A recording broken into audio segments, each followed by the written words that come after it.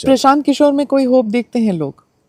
मन इस चुनाव तो मुझे नहीं दिख रहा है, आगे का मैं नहीं जानता हूँ, लेकिन इस चुनाव में मुझे इट्स अ बाइपोलर इलेक्शन। मिले नहीं नीतीश बाबू प्रशांत किशोर से? कहाँ नहीं मिलते, बिल्कुल नहीं मिलते। मुझे इसका कोई जानकारी नहीं, पर आप बैठते हैं शाम को। नहीं, क्यों मिलेंगे उसमें? नहीं, हमको तो नहीं लगता।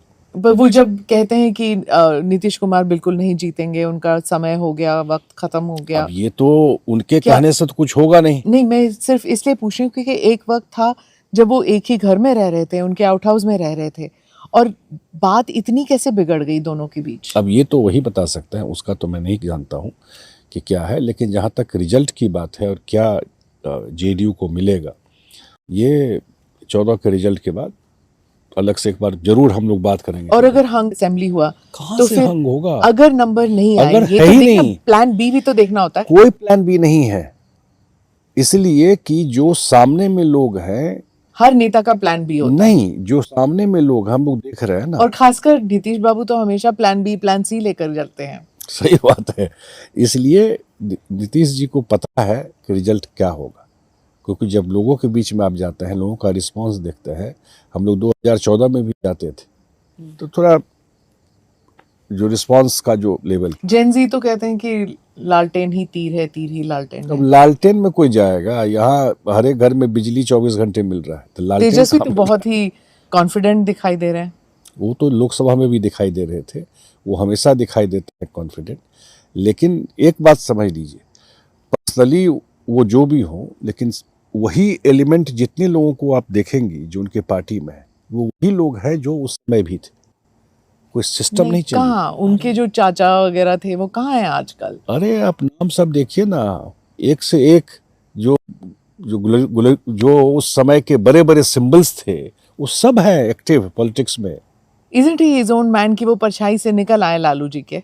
नहीं, निकल आते तो बिल्कुल वो था, कि लेकिन आप सिर्फ you're not just a politician, आप एक स्ट्रेटजीज भी रहे हैं, आप देखते हैं, दूसरी पार्टियों को भी देखते हैं। डोंट यू फील कि वो लालू जी के जो राजनीति है उनसे दूर हट के थोड़ा बहुत बाहर निकल आए हैं? लालू जी तो एफर्ट करके अचीव किए ना, ये भी तो है ना। लालू जी को कोई सिल्वर स्पून तो था नहीं, वो तो जमीन पे मेहनत करके जो भी अचीव किए की।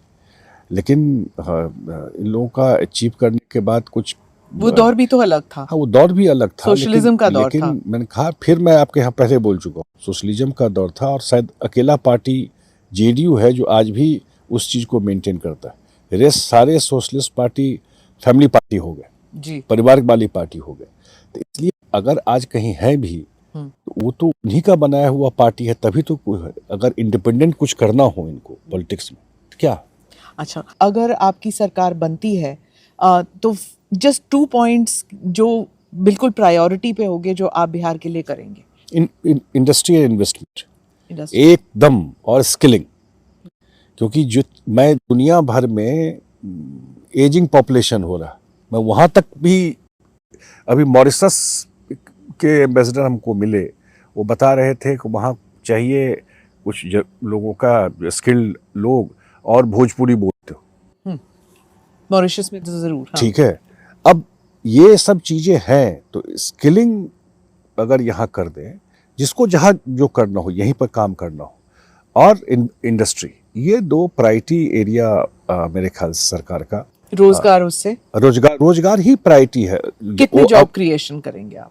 मुझे लगता है कि 1 करोड़ हम लोगों ने टारगेट रखा है, और वो बिना इन्वेस्टमेंट के, बिना इंडस्ट्री के नहीं हो। और इसके लिए कोई टाइम, मैंने कहा कोई टाइम फ्रेम है? हम लोगों का 1 साल, 2 साल, 3 मैंने साल? कहा कि हम लोगों का 6 महीना पहले इंडस्ट्रियल पॉलिसी आया है, मेरे ख्याल से one of the best policy हम लोग को लगता है जो है, और हर एक डिस्ट्रिक्ट में हम लोगों ने लैंड एक्वायर करना शुरू कर दिया। और अगले 2 साल में आपको जो भी हमारा यहाँ शुगर मिल बहुत था, वो कोऑपरेटिव के थ्रू करीब 22 आइडेंटिफाइड है, उसको रिस्टोर करना, कुछ नया बनाना, और यहाँ इन्वेस्टमेंट इंडस्ट्री अगले 2 साल में लगाना, इंक्लूडिंग आईटी के बच्चे बहुत बार, और ये होगा, मैं बता रहा हूँ, ये अगले 2 साल में, 3 साल में बिहार में बहुत सारा चीज़ दिखाई पड़ा जो लोग नहीं सोचता था बिहार में हो सकता है, ये होगा, और यही प्रायोरिटी रहेगा सरकार।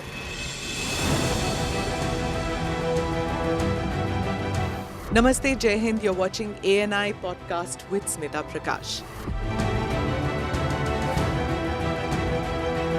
अगर हम उसको मस्जिद कहेंगे तो फिर विवाद होगा। The issue is टूटा है क्या भारत? 400 पार का मतलब ये है कि संविधान खतरे में है। क्या हम लोग ये निर्देश देते हैं कि फला को गिरफ्तार करके जेल डाल दें? वही तो कह रहे हैं सब। ये बेबुनियाद निराधार आरोप। सच्चा सुनना चाहो देखो स्मिता प्रकाश ANI, it does not lie।